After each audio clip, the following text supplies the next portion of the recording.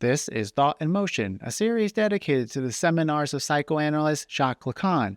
Today's video, the final one for Seminar 6, covers lectures 23 to 27. In the concluding lecture of this seminar, Lacan reflects on his year-long exploration of desire and its interpretations, emphasizing its centrality to psychoanalytic theory and practice. His primary concern has been to locate the place of desire within the psychoanalytic experience. He critiques the current state of psychoanalysis, which he sees as overly focused on object relations theory and early identifications concerning good and bad objects. By framing analysis around the internalization of good or bad objects, analysis inadvertently imposes a moral hierarchy. Patients are judged based on their proximity to culturally valorized ideals, such as emotional stability, reproductive heterosexuality, or productivity. When analysts prioritize resolving symptoms through adaptation to societal norms, that is, stabilizing the ego or fostering healthy relationships, they sidestep the ethical task of analyzing desire's disruptive truth. For Lacan, desire is not a problem to solve, but a compass pointing to the subject's unconscious truth.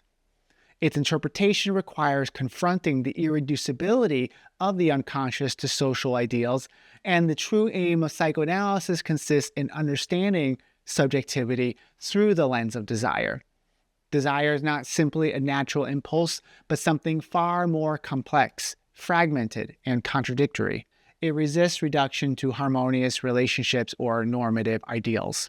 In this final video for Seminar 6, we'll address the following themes. First, the cut and the slit.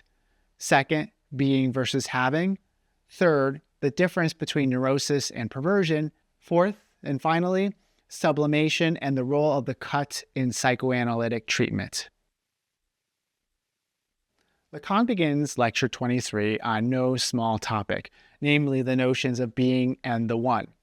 The term being is situated in relation to the real and the symbolic, as it's only in the symbolic that the real is affirmed, rejected, or denied. Being lies in the gaps of the symbolic, identifying it with what he calls the cut. Cutting is what makes being present in the symbolic. Or stated another way, Lacan seems to equate being with the interruptions or discontinuities in language, where meaning breaks down and is incomplete. This suggests being is not a fixed essence, but something revealed through disruptions in signification. Those disruptions are the eruption of the real within the symbolic. And so we have this interesting paradox, where being is produced through the symbolic imposition upon the real, but only insofar as that imposition fails to master the real. Lacan connects this presentation of being with the formula, every subject is not one, pointing toward the subject as divided. Now, this is not the same as saying the subject is a multiplicity, since that would be more of a positive concept. Instead, Lacan is interested in defining the subject in terms of lack, leading us to the concept of desire born of this lack. This consideration of desire leads Lacan to next take up the correlation between the subject and the object. He aims to show that the subject is not where it desires, since desire is the point at which the subject cannot designate himself without vanishing. This means that the subject is not present to the reason or cause for their desire, why one desires what one desires. Filling in this gap is fantasy. Fantasy provides a kind of stage where desire plays out, but it also obscures the true nature of that desire. The subject is not directly in their desire, but instead exists within fantasy, which mediates and organizes their relationship to desire. To consider the implications of fantasy clinically and how the subject is situated within a scenario that structures desire, Lacan begins with the perverse fantasy of exhibitionists and voyeurs. Exhibitionist satisfaction depends on specific conditions. It must occur in a public space to ensure its integration into the symbolic order. The act is not merely about exposing oneself, but about creating what he calls a desire trap for the other. That is, a situation where the other's reaction, whether surprise, complicity, or involvement, becomes central to the exhibitionist's enjoyment. The exhibitionist act is thus tied to danger and transgression, as this public exposure heightens the stakes and embeds the act within a symbolic framework. The voyeur derives pleasure from observing someone, typically a woman, unbeknownst to her. However, for the voyeur's satisfaction to reach its peak, there must be an element in the woman's gestures or demeanor that suggests to the voyeur that she unknowingly offers herself up to being watched. The voyeur's pleasure lies in imagining this complicity while remaining hidden himself. In both exhibitionism and voyeurism, Lacan identifies the slit as a crucial element of desire. It's a metaphor for how desire operates. In exhibitionism, the subject creates a slight opening, a moment that exposes them to the other's reaction, whether it be surprise or complicity. In voyeurism, the subject spies through a narrow opening, perceiving the other as offering themselves up unknowingly to be seen. In both cases, what is central is not just what is shown or seen, but the way these acts position the subject in relation to the other's desire. For both perversions, the subject is reduced to and identified with this symbolic cut, the point where the subject is both present and absent in relation to their object of desire. And rather than avoid this lack as the neurotic does, the perverse subject identifies directly with it by positioning themselves as the one who embodies or stages this lack for the other in order to be then the one that can fill the lack. However, neither the exhibitionist nor the voyeur fully understands their relationship to this slit or cut in desire. Both are caught in an automatism where they unknowingly reproduce structures of fantasy tied to the other's desire. The perverse subject aims at manipulating or targeting that desire while remaining unaware of how their own position is shaped by unconscious structures. In Lecture 24, Lacan discusses neurosis, beginning with phobia, as illustrated by the case of little Hans. Hans's phobia emerges from his confrontation with his mother's desire, which he experiences as overwhelming and enigmatic. This confrontation leaves him feeling helpless, creating anxiety tied to his dependence on her and her lack. To manage this unbearable tension, Hans develops a phobic object, this polyvalent signifier that functions as a defense against this helplessness, protecting him from directly confronting his own desire and its entanglement with his mother's enigmatic lack. This leads Lacan to emphasize a central claim in this lecture, that neurosis involves a dramatic relationship between the subject's desire and the other's desire. Each neurotic structure uniquely navigates the tension between these two desires, and we see this claim further illustrated in hysterics and obsessionals, with hysterics sustaining their desire as unsatisfied, while obsessives sustain theirs as impossible. Lacan returns to the example of the butcher's wife to illustrate how hysterics maintain unsatisfied desire. In her dream associations, the wife expresses a desire for caviar, but refuses to let her husband buy it for her. This refusal reveals the key function of hysteria. The hysteric positions herself as an obstacle to her own satisfaction. By blocking her own desire, she ensures that it remains unfilled and thus still active.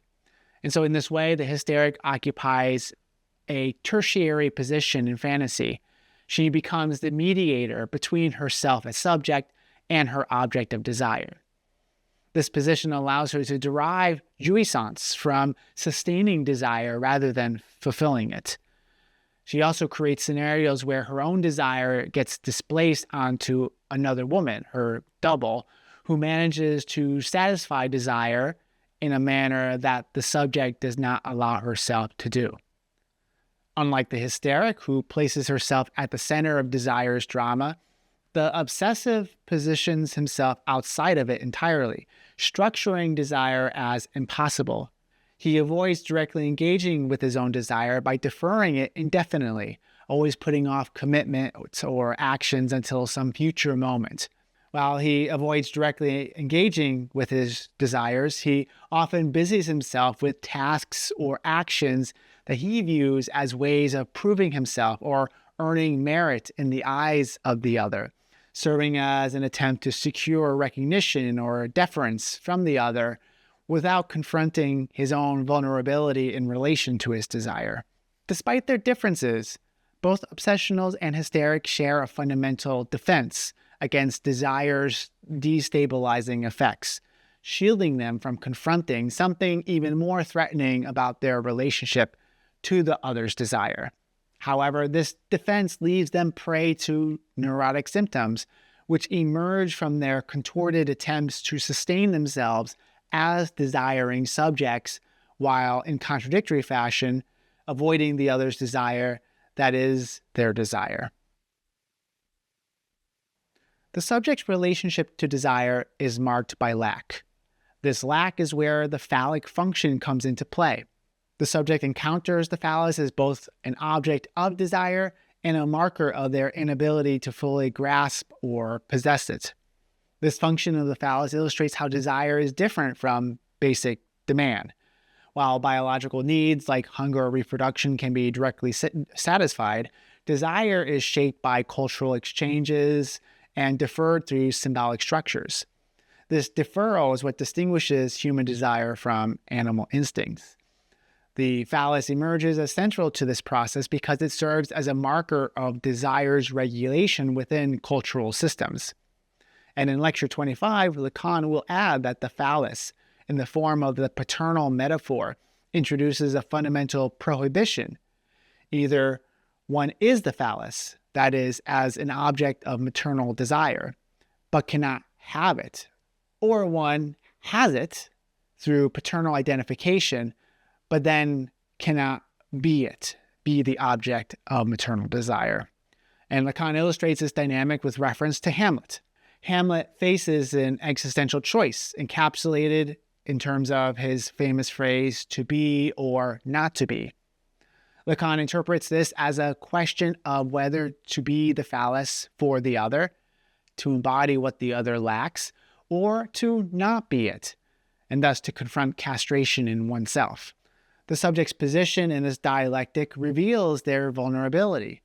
Being the phallus exposes them to the overwhelming and all-consuming, devouring desire of the other, while not being it marks the subject's disappearance in assuming castration and thus confronting one's lack.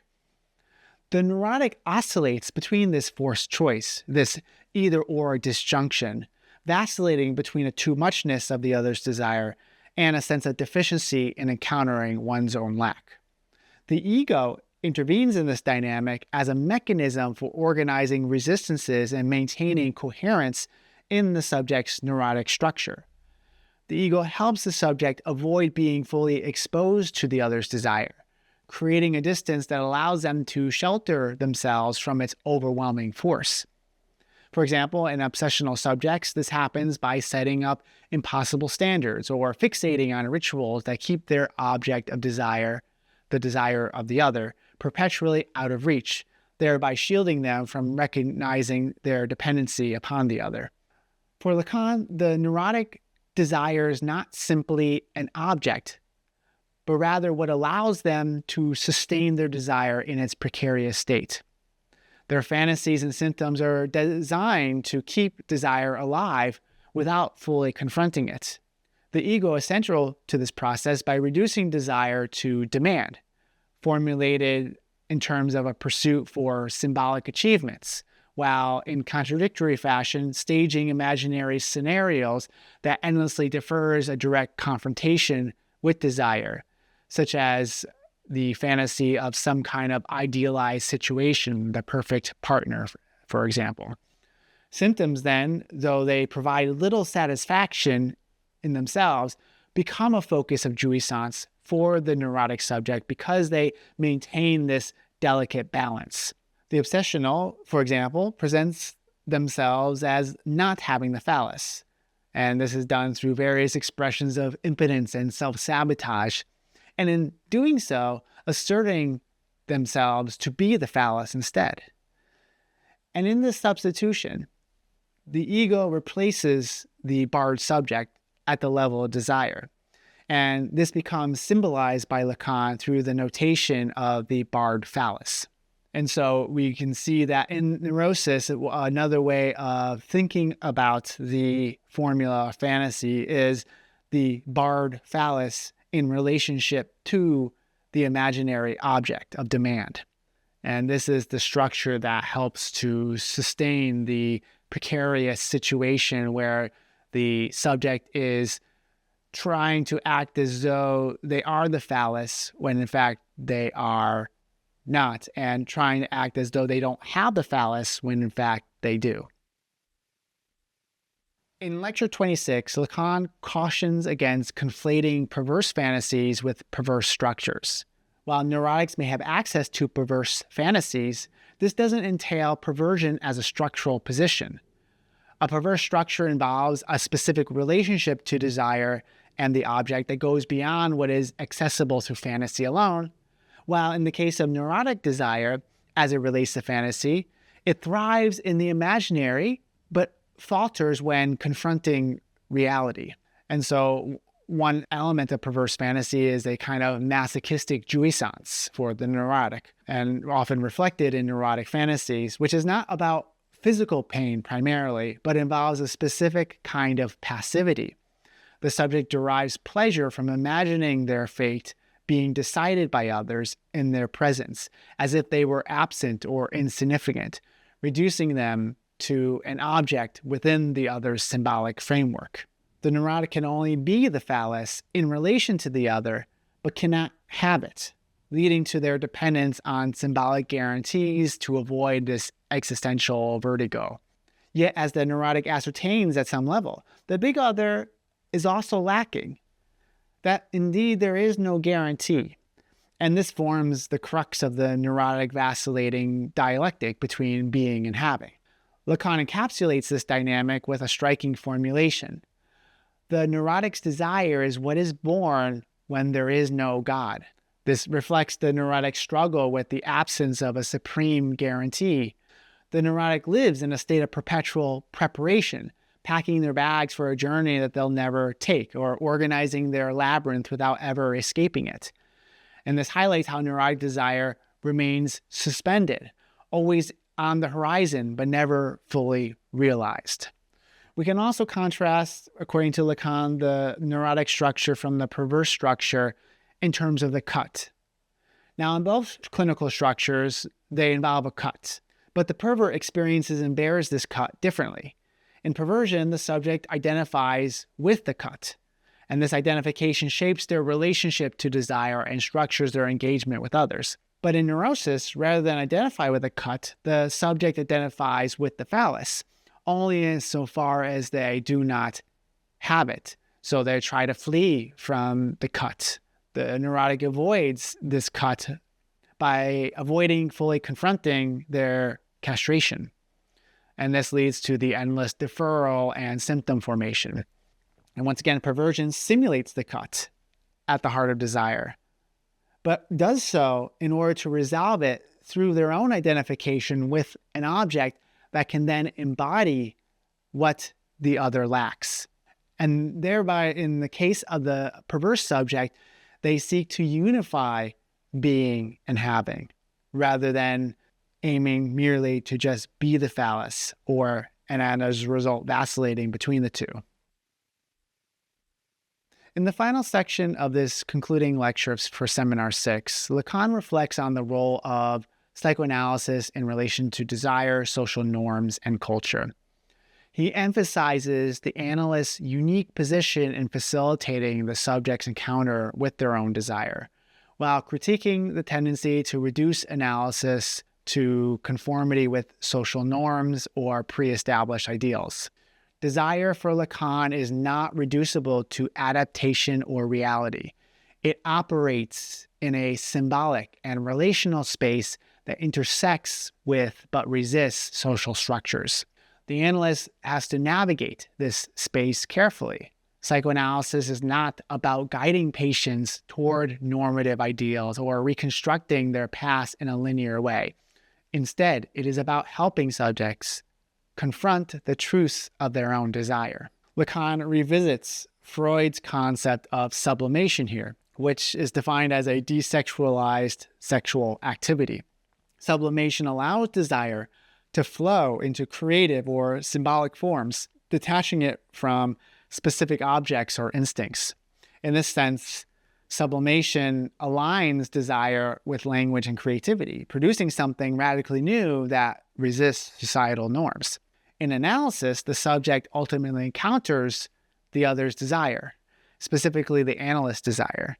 However, the analyst's role is not to impose their own desires onto the subject, but to facilitate the emergence of the subject's desire for someone else. Lacan likens this analysis to being a matchmaker or a midwife of desire. They preside over its birth without directing it toward themselves. To occupy this position effectively, analysts must maintain an artifice. They allow all demands to be addressed to them, but without directly responding. And this creates an empty space, a cut, where desire can situate itself. And Lacan highlights in a very interesting way this cut as one of psychoanalysis' most effective interpretive tools. The cut interrupts discourse, creating a gap that opens up new possibilities and meaning and transformation. While some analysts attempt to mechanize this technique, by that he means enforcing fixed session lengths. That's not the kind of cut that Lacan is trying to do. He engages in and proposes the variable session length. So Lacan insists that the cut must be applied thoughtfully and creatively, and not in this sort of fixed manner. And by introducing breaks into speech, analysts allow subjects to confront their own lack and configure their relationship to desire in new ways. In doing so, in introducing this cut, Lacan believes that psychoanalysis holds the key for introducing something radically new, facilitating the process of sublimation. The cut destabilizes the subject's structural situation, allowing sublimation to reorient desire through new signifiers. And we're going to see how this is naturally going to lead into what he will talk about in the next seminar titled The Ethics of Psychoanalysis. Thank you for making it to the end. And if you've been watching this all along, thank you for making it to the final video covering Seminar 6. If you like this work and want to support it, there's a couple ways you can do so. Liking the video, sharing it to others, subscribing if you haven't already. And if you want to make contributions another way, there's the Super Thanks button here on YouTube. Or you can also be a Patreon subscriber, where I offer video transcripts, unedited materials, and prioritize questions and comments here on YouTube. The link is below. I'd like to thank the following for already supporting this work over on Patreon. And until next time, be